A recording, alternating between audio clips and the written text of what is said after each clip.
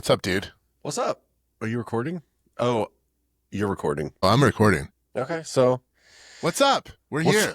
Hey, this is not live. So I was waiting for the music. That's what caught me off guard. Oh yeah, not today. Today we're not live. Yeah, post it later. What's up, dude? You doing good? I'm having a great Friday. I'm shopping for a new car. That's fun. I know. I'm so excited for you. When are you gonna pull the trigger? Do you know? Possibly this weekend, but my wife is out of town, so I feel like I should not buy a car without her input. I feel like she might. Sarah, you might get upset. She'll hear this after the fact, and she'll come on Monday. The car will already be here. It's too late. Austin or Houston? Are you buying out there? Did you find one? Are you going to come in? Right now, the deals in Buda and San Antonio are the best. Yeah. Apparently, people in Austin and San Antonio do not like Ford Escapes. Well, they were courtesy. Like shout out to Bob. Shout out to Bob at Leaf Johnson Buda. Yeah. That's my man. First of all, that's a great dealership. I don't want to have to plug them. This is not a car show, but it's a great dealership, and they're super honest, and he's a great guy. And I think they're selling those cars out because those were courtesy vehicles, and they had a bunch of them. And I think that's why you're getting those deals on them. You know? Yeah. So they'll have like a couple thousand miles on them, but they sell them as new. Oh, okay. Well, whatever this situation is, great deals. 2024 Ford Escape sold as brand new. Yeah. Brand new warranty. Yeah. And they're like $10,000 cheaper than they should be. Yeah. That's a 5-year, 60,000 mile powertrain warranty, 3-year, 36 bumper to bumper. Like you're set, dude. And Ford's giving a 48-month 0% interest. That's bonkers. I mean, that's a. We like the 0% interest here in small business world.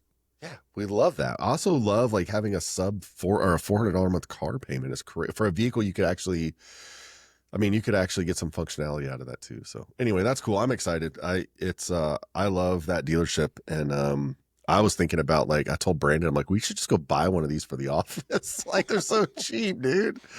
Like just have another vehicle, but that van already is like pretty small for our uses. The Transit, the small Transit. Like, yeah. We only use it probably like 2 or 3 times a month, like for the Catla gigs and some of the smaller gigs, because almost everything that we're pulling out of Austin is bigger stuff. But anyway, onward and upward. Lots of stuff going on. Guys, did you have a good week? I had a great week. So it was cool for me because I was solo in the office this week. Steve was here, and so like he worked on some organization, cleaning some stuff up, building out some new systems for like gear, check in, check out, which was awesome. I was able to catch up on a bunch of backlog stuff and getting some quotes together and work on some marketing. But the guys were in Wisconsin at Lake Geneva at a resort up there doing the Wilderness Medical Society event. And I was super jealous because the pictures looked awesome. They had a really good time. Man, I know it's a fun event. They did look amazing. I know. Me and you got to go last time, though. We went to Crested Butte. That was fun. Yes. But what a fun client and what a fun event, and how fortunate are we to get to do that 3 times a year now. They've added another event, so we're going to do a 3rd one for them. Amazing. Tucson. What a cool event. Yeah.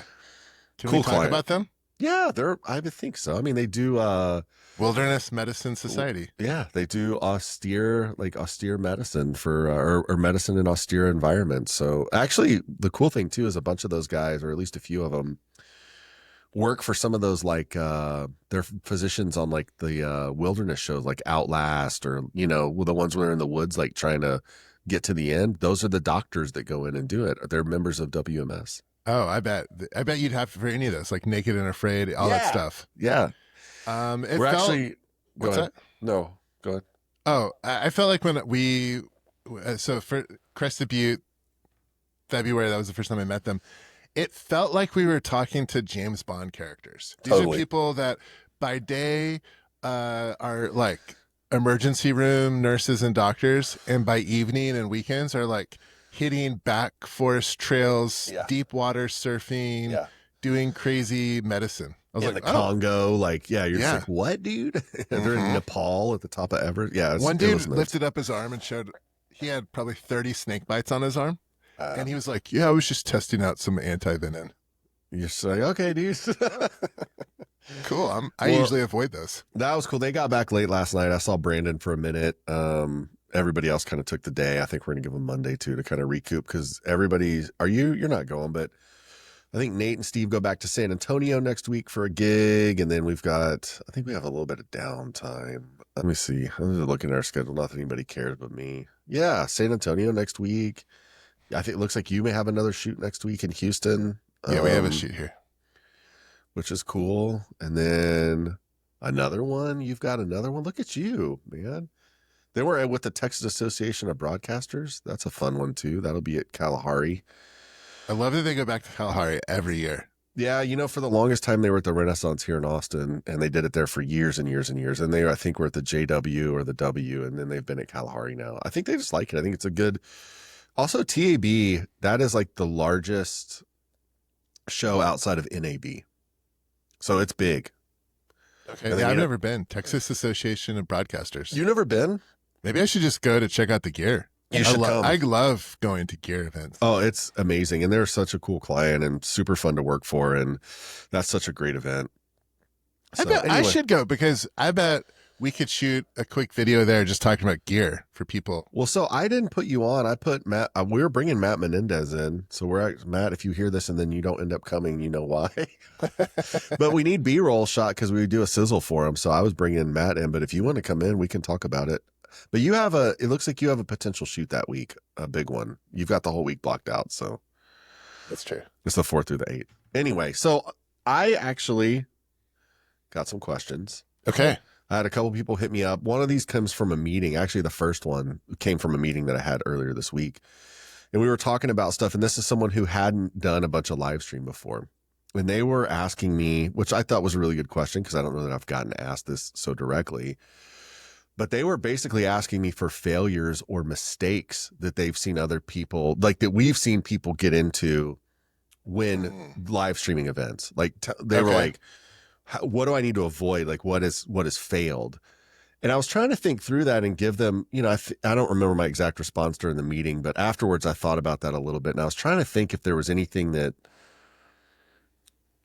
like, I was trying to be humble about it when thinking about this answer. Like, is there something that we have done or deployed that didn't work? And I'm having a really hard time coming up with anything because I feel like they've all, like, for most people, it's been pretty good.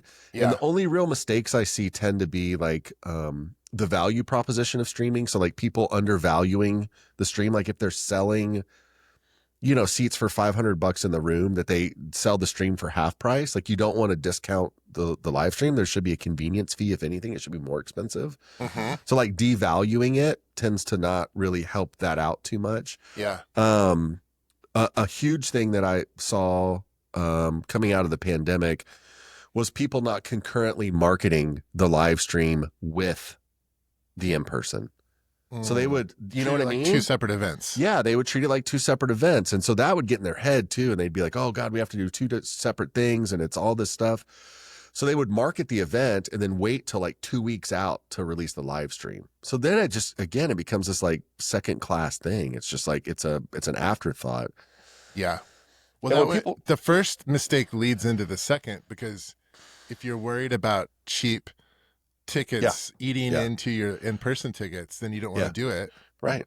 But yeah, it should be the same price or more, because I'm not paying for travel. I'm not paying for any of that stuff. So I think that those were the two big ones that I had seen. It's just like people not putting enough thought into like why they're doing this. And the reasons you're doing it is to increase your outreach, increase retention, right? Because you want to keep people engaged. If they can't make it, you still want them engaged. Mm-hmm. For transparency for your organization, so that like you're still putting things out there. Like also it's probably part of your mission to like keep people informed. So, if you don't take those into account when you're live streaming and you're like, oh, we have to live stream. There's some people who want to watch it. Well, let's not launch it till the end or whatever. If it becomes like an afterthought, or if it becomes a lesser than value, I think that is problematic. And I've seen that be problematic for people, and I've seen people correct that. So take it for what it's worth. You know what I mean? Yeah.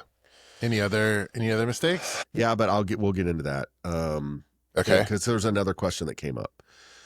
And this was another one that was actually from that meeting, because this is a client that potentially will be traveling to multiple locations. And they were asking me, how do you keep consistency among multiple locations, right? Like if we go to a hotel and then we're at a venue, a conference center, and then we're at a, business center. Like, how do you keep that consistent? And my answer was basically just, it's a lot of it has to do with the gear set and the personnel, right? So like we have a standard kind of gear set that we have vetted over the years and that we have built. It's a pretty robust hardware and software stack that we know is going to provide consistent quality and is going to look consistently good and is going to perform the way we need it to perform. Deploying backups so that we know that we've got, if something goes wrong, we've got a plan B. And those were kind of the big things about that. And the other piece of that was, which I don't want this to sound terrible because we just actually in the meeting earlier today talked a little bit about this, but is kind of closing our ecosystem. And what I mean by that is if we go to a hotel, let us bring the screens and projectors and speakers and mixing board, right? Because if I've got to piggyback off somebody else's stuff, fine, I can do it. We can totally do it. But what if they're not in the room when something goes wrong? Yeah. The less, it's like anything, the less cooks in the kitchen, the more consistent the product. 100%. And so, if we are not worried about issues with gear that we don't understand, then that's one less thing to worry about. Yeah. Or they've got older stuff, or they've got stuff that just doesn't work as well, or they're connecting them in a different way. So we don't mind doing that. We do it all the time. We're happy to work with other people as long as we've got a good pre-conference plan together and we all know like who's doing what and what they're bringing, then we can kind of mitigate some of those issues. But I think for us, we've been really diligent about building out a system that is modular and scalable so that we can take pieces in and out and we can make it bigger or smaller. And we're not starting from scratch every time. You know what I mean? Yeah, for sure. I think so that's that. Yep. Solid advice. This is one that actually one that I was talking to the guy that's working on my car right now. By the way, I'm selling the 2019 Mustang GT California Special, 800 horsepower to the crank. It sounds awesome. It's an unbelievable car. If anybody wants to buy it, hit me up. But I'm getting some custom alignment stuff done to it because it needs a little bit of work on the alignment. But we were talking about what I do for a living, and he was asking me about some of the industrial shoots we do and like the commercial shoots. Yeah. And was like, give me the craziest story. Like, what's the most challenging thing you've come up against? And I was like, man, honestly, I haven't had that many, but this is a great question for Trae. Because I'm sure you've seen from being stuck on top of a mountain to like being in some like industrial warehouse full of like valves and, noxious fumes. I'm sure you've seen some stuff. So I'm interested, like, what was the most challenging environment that you've shot in to do an industrial video shoot? And how did you overcome those challenges to get a good product? Okay, so I would say the most challenging environment was actually in Houston 3 summers ago. It was in the middle of the summer, and it was at a construction site for a very large construction company. Yeah, and they were building a new food center for University of Houston. And we were outside for 3 hours shooting video. And it was an exceptionally hot day that day, and we had no shade. One of our cameras overheated, and the board melted inside of it, and we weren't able to use it for the rest of the day. It was that hot? It was that hot. It was like, on the ground, it was probably 115 degrees. No thanks. So it was difficult both from, just dealing with that temperature, making sure we were hydrated, being outside for that long in pretty hazardous conditions. Sure. So we were having to wear hard hats, steel toes, a lot, all the PPE. And then we were having to make sure we were out of the way of hazardous objects. And that one, it really comes down to all of the ways that we overcome anything in shoots, which is pre-production. So we had noticed it was going to be exceptionally hot that day. And we remembered, like, hey, all cameras have issues when you're shooting over long periods of time. Even if they have a fan, they're just not built to be in that kind of heat. And so we brought an extra camera. Oh. And so one of our cameras stopped recording, but we had like just thrown another camera in the bag, and we luckily we did, because we were able to like keep the day going without having to like stop and that's a nice video too. I've seen that, and I didn't know that story, so I've seen the finished product. You wouldn't have known. You know? No, it was great. But we it was Larry. He was on that shoot, and he was beat up that day. At the end of the day, I was, he's usually the first one there, the last one out. He's always around the gear. He's always packing up. And that day, when we were packing up, nowhere to be seen. He was in the trailer. He was like head in the refrigerator. He was so hot. He's drinking a Chick-fil-A iced tea, just trying to make it out. Yeah, guy. It was tough day. That's crazy. So this was the last question. And this actually came up internally. But I thought it was a good topic to kind of think about, though. But because we've talked about this several times, and I think we talk about it with clients all the time. I mean, I think we did it today. But how do we think that, let's say you are doing an on-site event, you are doing some on-site live streaming or on-site production. How do you think about repurposing content for like long-term use, or at least to get some additional value out of it? How do we think about it? I think we love it. We're all for it. I know, but how should organizations think about it? Like, how should they put a plan in place? What should they think about doing if they're hiring somebody to come live stream or to come shoot an event? Well, if they're planning on repurposing it, I always feel like we should probably get a plan in place for this after the live stream. What kind of videos do you want to release throughout the rest of the year? Because I think for a lot of stuff, if you are creating video content for your brand, you should think of it in year-long cycles. And like, oh, I need to do a brand video this year. I need to do a couple of culture videos. I need to do event video recaps. And so if you know you're going to do that, then you can specifically during pre-pro plan out, hey, we want to see our employees laughing and talking. I mean, we're going to shoot that anyways, but you'll know that you have it. And in your video library, you can be like, I have this shot, I have this shot, I have this shot. Yeah. So I would try to distill that down and say that the thing to be thinking about is that it's just a non-negotiable. So you know what I mean? It's like if you are shooting an event and you're doing an event, it's non-negotiable for you to do additional content. Like, you should get that value out of it. And so you do have to put a plan in place, but all those things you said, you can get from that. You can get some culture video, you know what I mean? Like, cause you can get interviews of people about what's going on there and why they like the organization or the company or the brand or whatever. You can get the marketing fodder. You can get the event recap video. You can get the educational pieces. Like, it's all there. Yeah. But it is non-negotiable for you to think that you're just going to show up, live stream that thing, and then do it again next year. That's a tremendous waste of potential, you know? Yeah.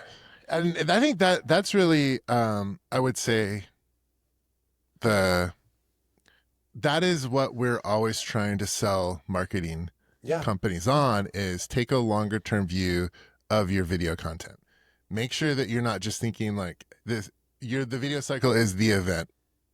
You produce the event video and then you're done until the next one. It's like, oh no, if you can do that coherently, you will save yourself so much time and money throughout the year because you know what you need to get. That's right. Yeah. I can't tell you how many times we get called, prior 3 months out for an event, like, hey, registration's slow. We want to do a couple promo videos. Cool. If you just would have done a recap video like we'd already have all that in the can and could just give it to you. But people just kind of piecemeal or silo these things out and don't really think through it. So I definitely, and I know you do too, but I push really hard anytime we're on site for people to not necessarily pay us more or not expand the scope, but just allow us to provide them with that additional value. Yeah. Hey, we're already here. Trae's on site. He's our third man. He's going to have some downtime. Can we add on a B-roll kit? You're already paying for his time. Let's get some stuff shot, like, let's make it worth your while. Yeah. So what was we had talked briefly prior about something that you wanted to chat about today. What was that? Let's spend 10 minutes on it. Well, I feel like everybody, when I get questions, it's always about AI at this point. Yeah. AI. And I saw a video. It was a testimonial for a car mechanic, and they had used a customer, I guess, had typed in a testimonial into their Google review, and then they used AI to generate a voiceover and all of the video clips. Wow. And it looked cool. It looked, it looked, I don't know, it didn't look like it was actual video. It looked animated, but it still had a good testimonial. But it was the thing where I was like, I wonder why it's not just worth it to shoot this. Like to go into the auto shop, to go there, because I think that there is so much AI content that is just starting to like flood everywhere. Flood Instagram, flood LinkedIn, flood YouTube, and it's starting to be like you always talk about, like there's too much noise. Well, there's just so much AI noise that it's like I feel like no one's going to watch anything. It's inauthentic. So I'll tell you what my theory is on what's going to happen with this stuff, and until it gets a lot better than until it gets indistinguishable. Because right now it's still distinguishable. You can still tell, and whether you know that or not, like whether you discern that like consciously and go, oh, that's AI, you still know it. And there's all these little tells. Like if you actually, I got something from somebody here in the office the other day. They sent me this list of stuff and it had all these M dashes in it, and I was like, oh, you chat GPT this whole thing. So I'm like, it's fine. This is good content. And I'm sure they spent some time doing some other things to it, but I could tell that it was you know what I mean? And like, you just see it and you're like, oh, I know where that came from. Yeah. I'm seeing all these things online there's a couple of restaurants I follow down in Galveston, and there must be a marketing company down there that's doing content for them, but you can tell that they're generating their artwork, and it's because the shadows come from all different angles, right? It's not like a consistent shadowing. Yeah. And I think you can see that stuff in the videos too. Like you can tell, like that's not where I would normally put an edit, or that's not, maybe the exact piece of content I would put there, or that's not the right inflection on that word. And so you may not inherently go, oh, that's AI, but something in your head probably pushes that aside a little bit. And so it just becomes, like you said, more noise, and you're just putting more crap out there. And I think where this comes from, to answer your question directly, why did they not shoot it? I think there's two reasons for that. I think one is obviously budgetary constraints. If you're a small company and you don't have the money to do it, you can't do it, or you can't figure out a way to put it together. Two, I think that there is so much pressure right now to create content for everybody. We talk about it all the time. It's all over YouTube. It's all over TikTok. It's on Instagram. It's whatever. It's like, if you're not getting your brand out there and, getting your brand image and your voice out there and you're this and you're that, and people don't know the rules. And they go, I just got to create something. I got to put it out there. They're telling me I got to put it out there. What's this tool? Canva? Cool. Let me plug in some stuff and put it out there. Oh my God, there's an AI generator that'll do this for me. Let me just do that. So yeah, it's turning us into idiocracy. It's making everything homogenous and dumbed down and stupid. So and it all sounds the same, right? It's all the same. So my hope is that we get out of this like honeymoon phase with it, to where everybody's just using it for everything. And it does start to get used more as a tool. Very specific tool. Yeah. It's like, I want to use it. I'm going to help me create a script, but then I'm going to go in and I'm going to edit that script, and I'm going to work through it. I'm going to make sure it's in my brand voice, or I'm going to use it to storyboard this out so I can get some ideas for shots. Like, I love that stuff, but using it, soup to nuts, just to go all the way through and create content for you. Okay. What does that say about, that's a direct reflection on you as a business owner and your brand. Yeah. It's lazy, and so lazy. So I don't know. But, yeah, it's everywhere. Especially the copywriting. The copywriting drives me crazy. It's just like every post I follow business posts. Dude, I hate it. On Instagram, on LinkedIn, on Facebook. When you see all the little emojis, you immediately know. You're like, oh, okay. You know what I mean? Where it's just like emoji this, and then like these lists, and then the M dashes and whatever. You're just like, oh my gosh. Like you have to just don't put it out there. That's what I say. And that's what I think we talked about this pretty early on in a podcast too, where I'm just of the mind, don't put that shit out there. Like just find something authentic to put out. If it's like you doing a video on your iPhone, like in selfie mode, talking about a current promotion or something, God almighty. I mean, 5 years ago, I would have, told you not to do that. Now I think you should do that. I think that's way better than you generating some bullshit AI thing. Or, coming up with some anecdotal or coming up with like some circumstantial thing about your business or about some interaction in your business that you can relate to people that can help them make sense of what you do or what other people do in your line of work to kind of connect with them and relate to them rather than, again, like those interactions happen every day, right? Like we talked about these things today, these questions. These are questions that people actually asked me. That's not stuff that I typed into Chat GPT to go, give me 7 questions to talk to Trae about today. You know what I mean? Like, don't do that. Don't do that. There are things you can pull from your daily life, from your business that I think would be much more impactful and would connect a lot better than doing that. But there's so much pressure. Yeah. And if you're trying to run an auto shop, dude, what are you not thinking about video? But you're like, why just like take a photo of the car? Totally. Type in the testimonial. I have a buddy that runs a detail shop. It's a high-end detail shop. He has never been much for doing production or doing video stuff.